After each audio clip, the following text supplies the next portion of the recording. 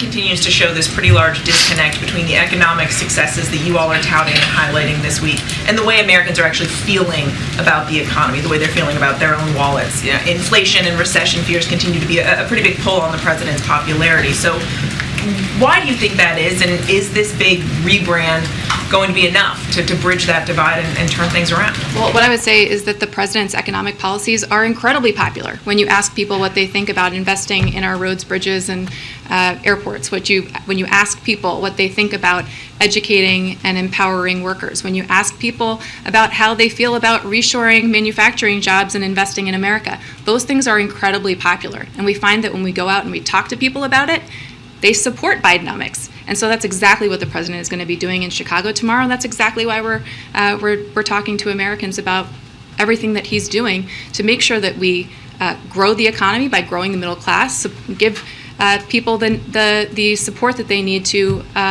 grow our economy for us. And yet, despite those numbers that you just cited, I mean, according to our last poll, 54 to 36% say Donald Trump did a better job handling the economy when he was president than Biden has done so far. You aren't announcing anything new necessarily this week. You are just, sort of highlighting and touting what you've done. Is that enough? Well, what I would say to you is look at where we were when we came into office, when after 4 years of Donald Trump, unemployment was over 6%. And today, we are standing here at a time where unemployment is at historic lows. We've seen inflation come down by 50% over the last year. 11 months straight, inflation has come down. We've recovered, our economy has recovered faster than any major economy in the entire world.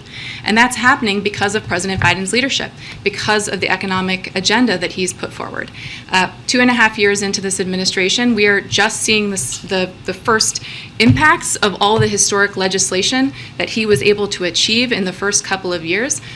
We're seeing shovels in grounds. We're seeing private investment come back to our country. We're seeing millions of jobs created.